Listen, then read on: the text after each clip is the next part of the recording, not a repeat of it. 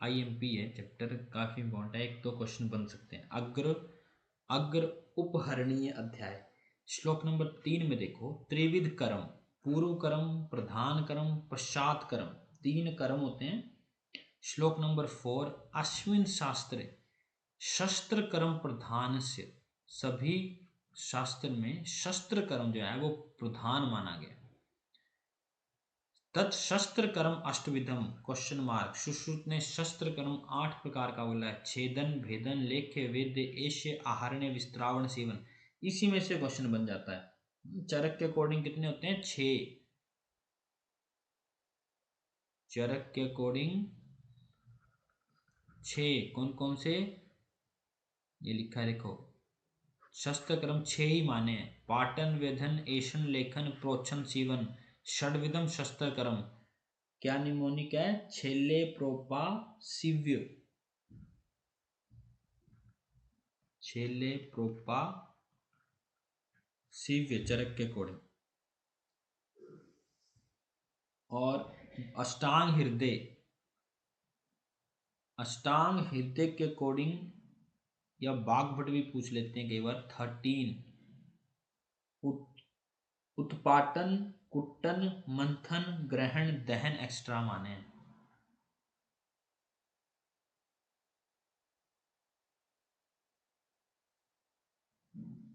बागभट ने उत्पाटन, कुट्टन, मंथन, ग्रहण, दहन, ये 5 कर्म अधिक माने, इसलिए 13 भेद दिए। IMP है। और अष्टांग हृदय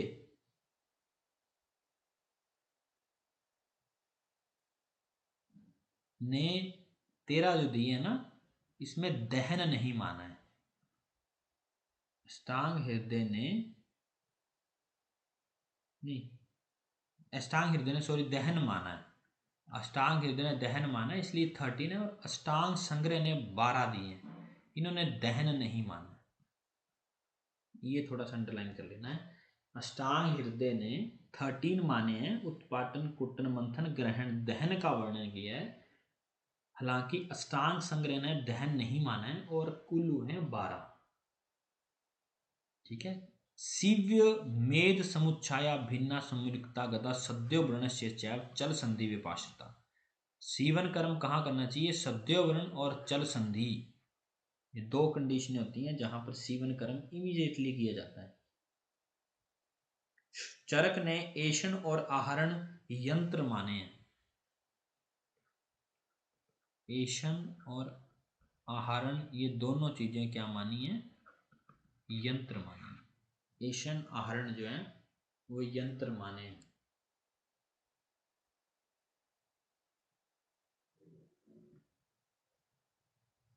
अगला है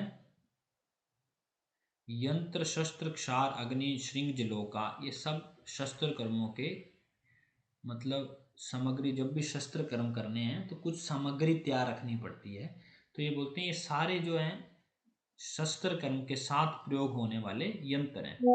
जैसे यंत्र शस्त्र तो होंगे, पर क्षार, अग्नि, शलाका, श्रृंग, जलोका, अलाबू, जम्बोष्ट। इसमें जाम्बोष्ट को अंडरलाइन करना, ये भी सामग्री में आता है। प्रोत आता है, ठीक है, व्यंजन आते हैं, इसमें मज्जा नहीं है, मज्जा की जरूरत नहीं होती।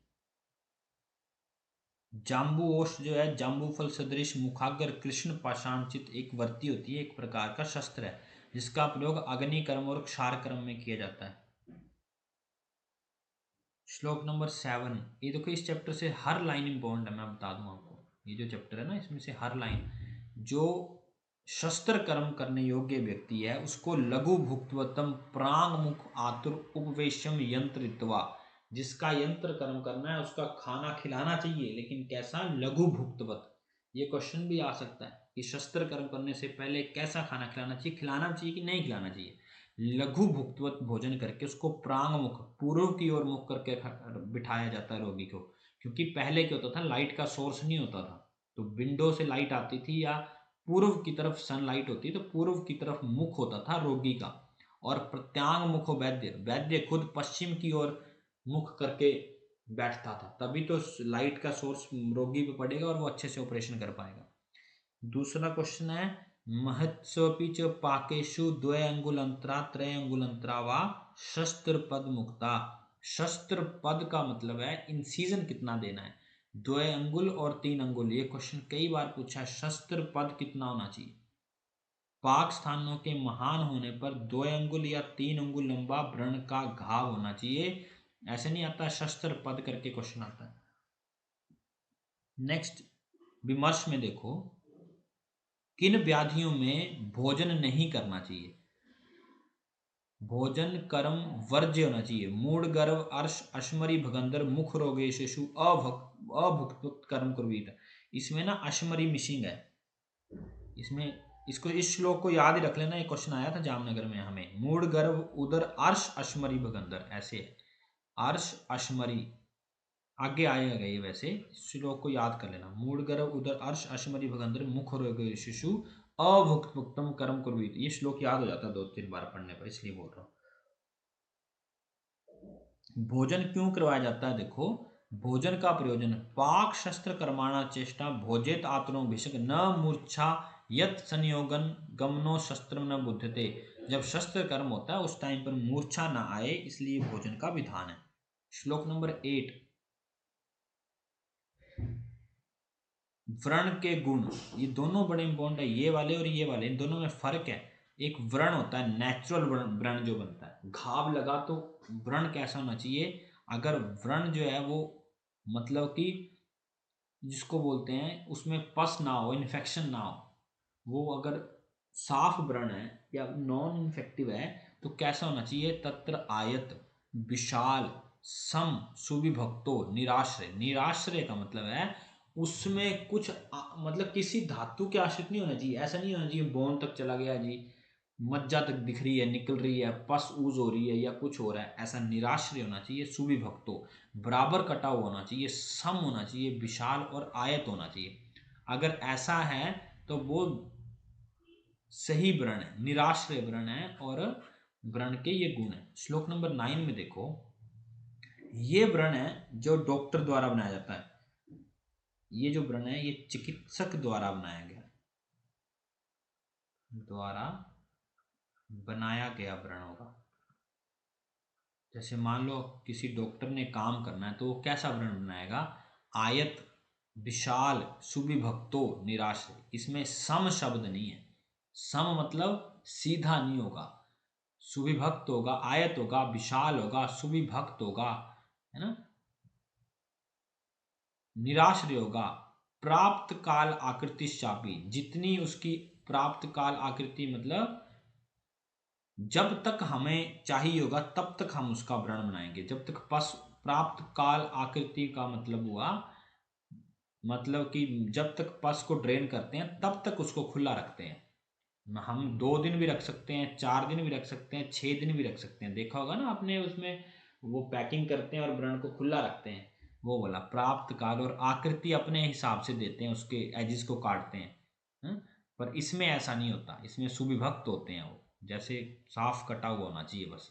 व्रण कर्मणि शस्यते, ये खुद के कर्म किए हुए व्रण होते हैं। इसमें एक ध्यान रखना वे सम नहीं है और प्राप्त काल आकृति होती है क्योंकि वो खुद डॉक्टर बनाता है अपने हिसाब से। नेक्स्ट आओ श्लोक नंबर 10, ये शस्त्र कर्म के गुण होने चाहिए। वैद्य जो शल्य का वैद्य है उसके गुण कैसे होने चाहिए, देखो शूरता शौर्य, आशु क्रिया जल्दी कर्म करने वाला, शस्त्र तैक्षण्यम या IMP मार्क करना। देखो शस्त्र तीक्ष्णता होना भी डॉक्टर के गुणों में आता है, शल्य चिकित्सक के गुणों में आता है। शल्य चिकित्सक तभी सक्सेसफुल है अगर उसके पास तीक्ष्ण शस्त्र है। अस्वेदम पसीना ना आए, अवेपथु कांपे ना, असमोहस बेहोश ना हो, ये सब शस्त्र कर्म के गुण। कुल 6 गुण है वैद्य के। मतलब सर्जन के 6 गुण होने चाहिए। श्लोक नंबर 11, इसमें से क्वेश्चन आया था, यदि एक व्रण के फोड़े की शुद्धि ना हुई हो या पुय आदि पूर्ण रूप से निर्गमन ना हुआ हो तो बुद्धिपूर्वक विचार कर बीच में पूर्व व्रण के समीप अन्य व्रण कर देते हैं। एक क्वेश्चन आया था, एकेन व व्रणेन अशुद्ध्याने नान्तरा बुद्ध्या अवेक्ष्य अपरम व्रणा कुर्यात्। एक मान लो कोई, जैसे इसमें कैलेजोन में करते हैं, आपने देखा होगा हम करते हैं, एक हमने इंसीजन दिया, पस ड्रेन नहीं हुआ, डाउट रहा, तो साथ में दूसरा इंसीजन दे देते हैं। ऐसे ये बोला है कि अगर पस ठीक ना हुई तो जरूरी नहीं है एक ही चीरा देना है, साथ में ही दूसरा चीरा, दूसरा इंसीजन भी लगा देना चाहिए।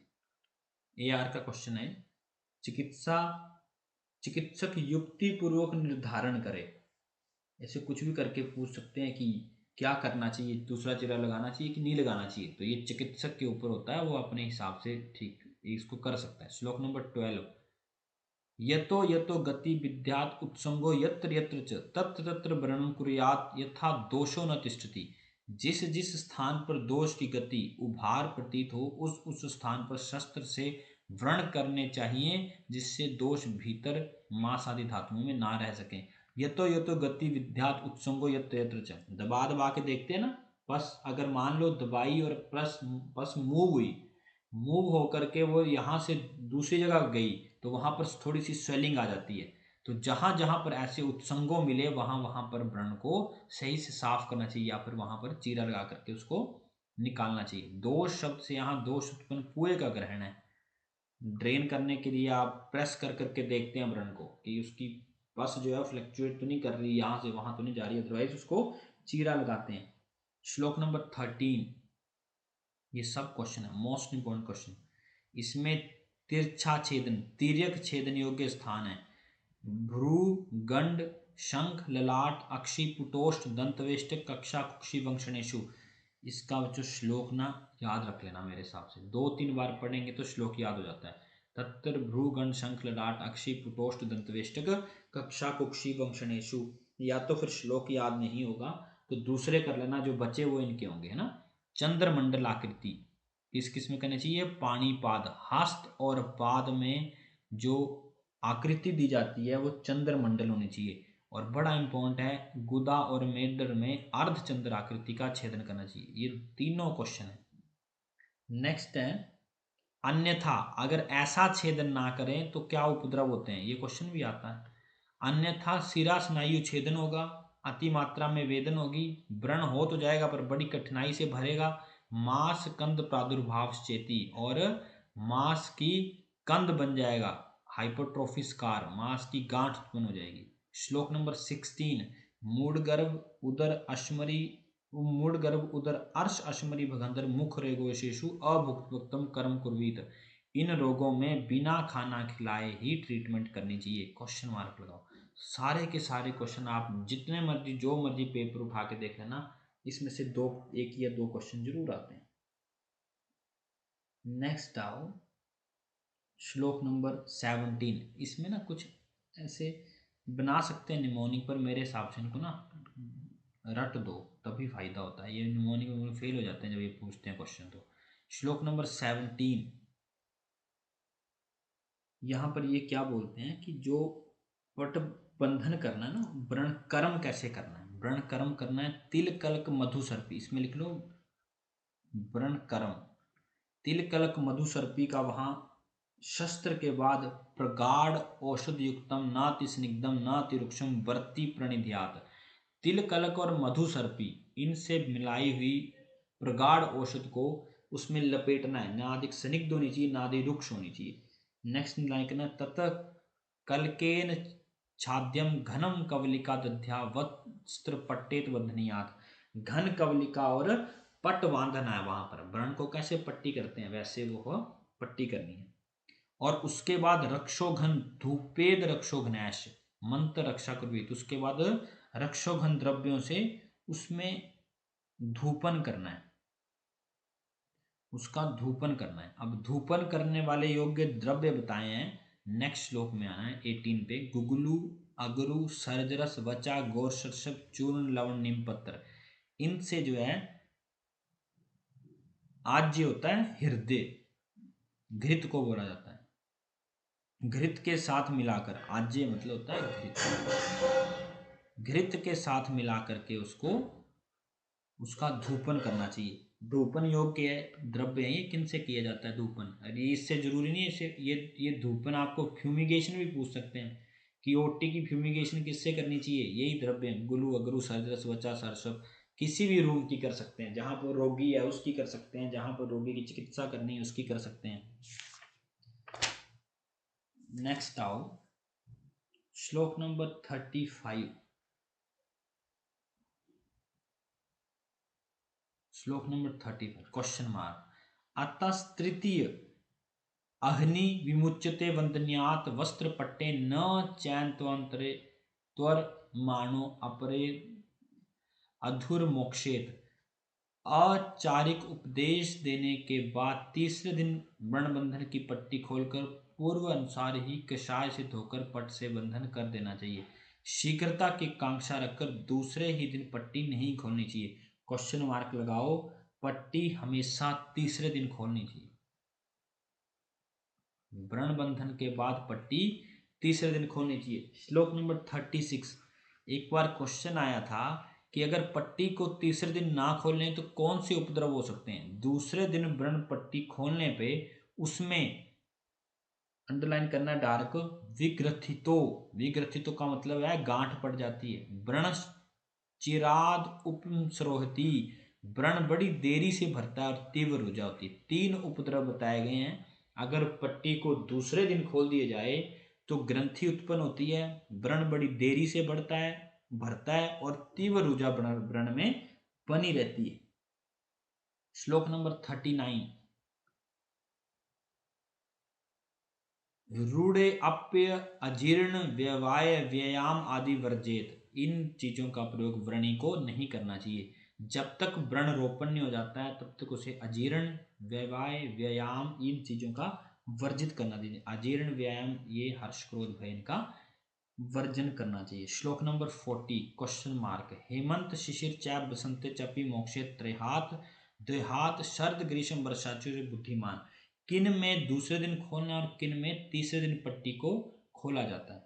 हे शिव तीसरे दिन पट्टी खोलो, निमोनिक बना लो थोड़ा सा। हे शिव तीसरे दिन पट्टी,